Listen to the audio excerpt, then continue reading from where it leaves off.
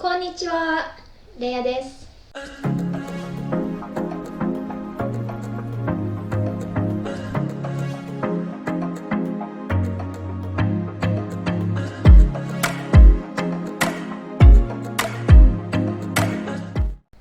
Hello everyone! This video is about surprising things about Japan, part 1. But before that, let me share to you a brief introduction about myself. I came to Japan last July 2017 and studied at a Japanese language school for almost like 1 year and 8 months. After I graduated, I got a job and it's been almost like 4 years that I'm living here in Japan. では早速ですが、今日は初めて日本に来た時驚いたことを5個ご紹介していきたいと思います。よろしくお願いします。どうぞ。Number 5. Vending machines. In Japanese, we call it Jido Hanbaiki or Jihanki for short. Vending machines are all over the cities, towns, and even in the countryside, so it's hard not to notice them. They can be found everywhere, like near the parks, school buildings, parking lots, train stations, and mostly just along the streets. These machines usually offer both hot and cold drinks, such as soda, juice, energy drinks, tea, and coffee. There are also some machines that sell alcoholic drinks, cigarettes, and even ice cream, like this one. I've actually seen a video that there's a vending machine that sells bugs somewhere in Tokyo, but so far I've never seen weird stuff here in Osaka. Number 4. Street manners. When I first came to Japan, I already noticed how orderly and disciplined Japanese people are. For example, when walking, one should always stay on the left side. In Japan, cars drive on the left. As a result, pedestrians always walk on the left side. It could be on a shopping street, a sidewalk, hallway, stairs, or even riding the escalators. This is a bit tricky because one of the regional differences I've found out in Japan is the different sides when you ride the escalator. In Kansai region, for example, in Osaka, where I'm currently living, you stand on the right side and walk on the left. While in Kanto region, where Tokyo is situated, it's the opposite. So, it can be a bit confusing if you travel from one region to the other. A good tip would be remember where you are, watch and follow what others are doing. Number 3. Self-checkout machines. We all know that Japan is one of the most advanced countries in the world in terms of technology. And one of the things that I am fascinated about are the self-checkout machines, particularly on this clothing store. All products on this store has an attached RFID tags or radio frequency identification tags that allows the machine to calculate the number and amount of the total items accurately. So let me show you how it works. First, place your items on the designated box. Click the start button on the tablet, and for those who have downloaded their app, have your membership code scanned. After that, the machine automatically calculates the number and the total amount of your items. Next, a screen will appear confirming the number of items scanned. If it doesn't match, you can retry and start from the beginning.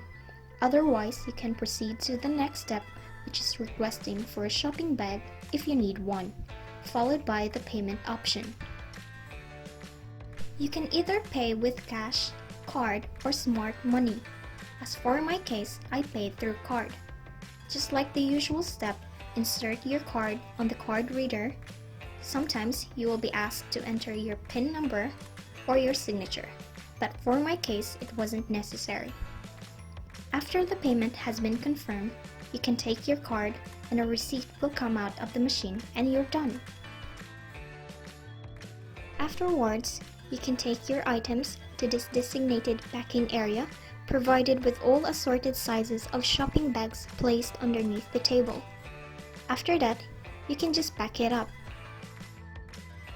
For those who have difficulty using the machine, you will be assisted by a staff, or you can just directly pay to the cashier. Number 2. Toilet. In Japanese, we call it toire or otearai. First, let me show you how fancy the interiors of some of the restrooms I've seen. This one is located in a food hall area, but as you enter, you feel like you're entering a hotel's restroom, or maybe one of a celebrity's lavish home. Typically, public restroom only consists of toilet cubicles and sink area, but for bigger restrooms, especially for the female, you will find a separate area intended for doing your makeup and the likes. As for sink area, sensor soap dispensers and water tap are common. Now let's talk about the toilet. There are 2 types of toilet in Japan. One is the washiki or the traditional style. It's also called the squat toilet. I personally don't like this type because I'm not used to it, and it's very uncomfortable, especially if you have a lot of things with you like grocery items and stuff like that. The second type is the yoshiki or the Western style.